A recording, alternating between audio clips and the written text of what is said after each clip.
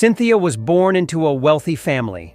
Her life was filled with luxury, designer clothes, private schools, and vacations in the most exotic places. But despite all the riches around her, she had one growing fear: that no man would ever love her for who she really was, only for what she had. Tired of shallow relationships and gold diggers in disguise, Synthia made a bold decision.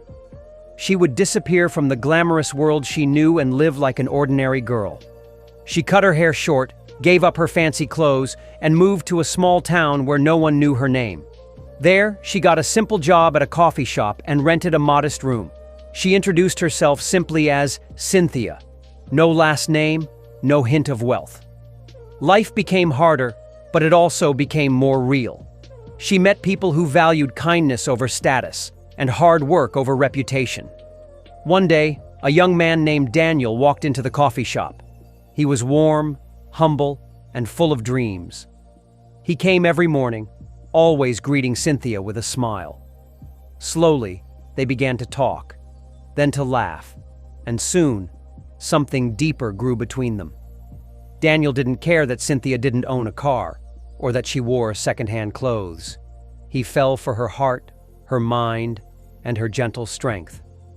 Months passed, and Synthia struggled with a secret she knew she had to tell.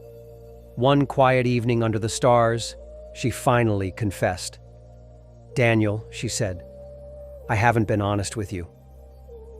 I come from a very wealthy family. I disguised myself to find someone who would love me for me, not my money." Daniel was silent for a moment.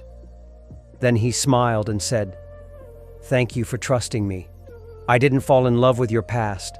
I fell in love with your soul." In that moment, Synthia knew she had found the truth she had longed for, not just in Daniel, but in herself. After Cynthia's confession, their relationship grew even stronger. Daniel admired her honesty and the courage it took to step away from her privileged life. They spent more time together, walking in the park, cooking in her small apartment, and dreaming of the future. Synthia had never felt so grounded, so free, but the truth had a way of catching up. One day, while Synthia and Daniel were out for lunch, a black luxury car pulled up in front of the small cafe. A sharply dressed man stepped out. It was Mr. Collins, her family's longtime driver. He had found her. "Miss Synthia," he said respectfully, "your father is very worried. He's been looking everywhere for you."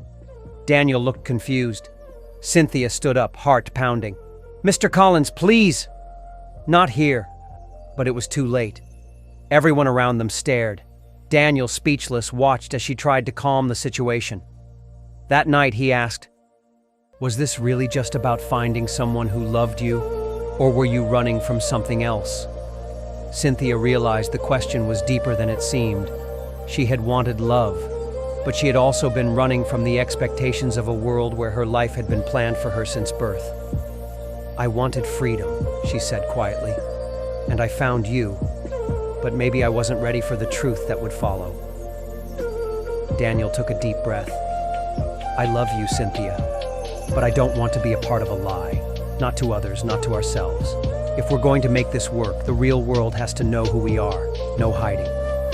With Daniel's support, Synthia returned home, to her family, to the media, to the whispers of high society. There were headlines about the missing heiress and gossip about her strange journey. But Synthia faced it all with calm dignity.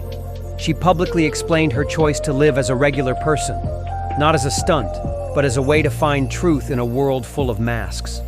While some mocked her, many admired her bravery. Her story spread online, and people around the world were inspired. Cynthia's father, at first angry, eventually softened. Seeing how strong and sincere his daughter had become, he gave her his blessing. She didn't return to the luxurious life. Instead, she started a foundation to support young women seeking independence and purpose. Daniel became one of her strongest supporters, helping with the logistics and running workshops for young men.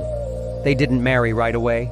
They took their time, building a life that was real, simple, and honest. And when the day finally came, their wedding was held not in a castle or five-star hotel, but in the small park where they had shared their first long conversation. Guests sat on wooden benches, flowers were picked from local gardens, and Synthia wore a dress made by a friend. There were no diamonds, no flash, no paparazzi, just two people who had found love, not in what they had, but in who they were.